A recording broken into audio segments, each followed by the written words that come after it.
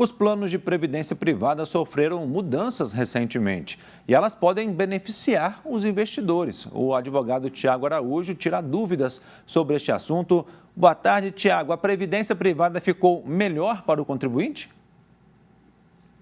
Boa tarde, André. Sim, a previdência privada ficou bem mais atraente com as recentes mudanças que o governo promoveu para os segurados, para os participantes desses planos de previdência e para quem pretende ingressar para fazer sua poupança visando a aposentadoria ou aquisição de bens mediante a previdência privada. E essas mudanças são válidas só para novos clientes ou para quem já tem a previdência elas valem também? Essas mudanças, André, são válidas para quem vai ingressar no sistema, mas também há algumas que são válidas para quem já aderiu a um plano de previdência privada, como, por exemplo, quem quer trocar de plano, trocar de banco do seu plano de previdência, caso o outro banco tenha uma taxa melhor e queira fazer essa migração. Então, essas pessoas podem fazer essa migração hoje. E, Tiago, quais foram as principais mudanças que ocorreram na lei da Previdência Privada? Olha, André, a principal mudança foi com certeza a opção do participante do plano de previdência privada pela tributação.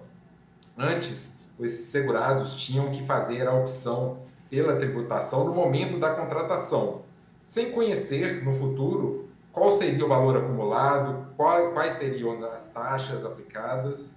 Então, hoje, o segurado contrata o plano e pouco antes de usufruir ou de resgatar os valores depositados, esse segurado vai optar pela tabela regressiva ou pela tabela progressiva de imposto de renda, o que for mais vantajoso para ele. E, Tiago, é possível migrar entre os planos PGBL e VGBL?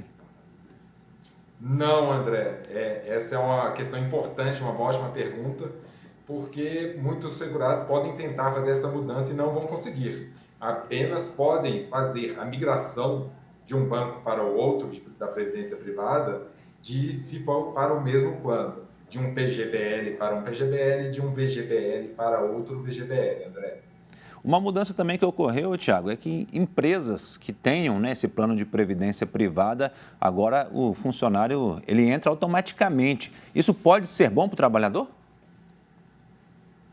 Olha, André, isso vai depender de uma avaliação pessoal posterior de cada trabalhador.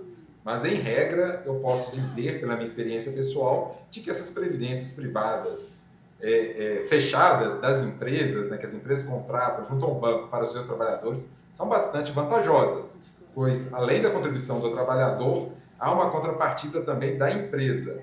Então, realmente vale muito a pena. Foi uma decisão do governo, né, do legislador, que vai permitir que essas pessoas se incluam nos planos de previdência automaticamente e depois possam decidir, se for o caso, pela sua saída. E você citou aí da possibilidade de escolha, né, do plano que será tributado, se progressivo ou regressivo. Qual que é a diferença que há entre eles? Certo. Na tabela progressiva de imposto de renda, é a tabela clássica, né, digamos assim, do imposto de renda que as pessoas estão acostumadas, que é cobrado em seu salário, se a pessoa recebe aluguel, é cobrado sobre o seu aluguel. Então, é aquela tabela que vai de 0% a 27,5%, né, dos rendimentos. Já na tabela regressiva, ela depende do tempo em que o segurado, em que o participante do plano de previdência fica dentro desse plano aportando valores. Então, por exemplo, quanto mais tempo ele passa, menos ele vai pagar impostos. Essa tabela vai de 35% se o segurado ficar menos de 2 anos contribuindo para a previdência privada, até 10% se ele ficar 10 anos ou mais com o seu dinheiro aportado na previdência privada, André. E, Tiago, você que é um especialista em direito tributário, em previdenciário, né? A gente vê a situação do INSS. Recentemente, o STF decidiu pela não validade, né, da revisão da vida toda. Diante de tudo que você acompanha relacionado à previdência pública, vale a pena ter uma previdência complementar? Certamente, André. Quem tem condições, eu sugiro que faça uma previdência complementar. O próprio nome dela, né, já indica a sua finalidade, complementar a renda do INSS. E essas diversas mudanças e decisões judiciais que afetam o INSS acabam implicando na redução do valor das aposentadorias, né? A última reforma da Previdência, por exemplo, em 2019, reduziu muito a forma de cálculo dos benefícios previdenciários, né? Então, ter uma complementação, ter uma previdência complementar é um bom caminho para garantir a sua renda no futuro e a manutenção da sua qualidade de vida.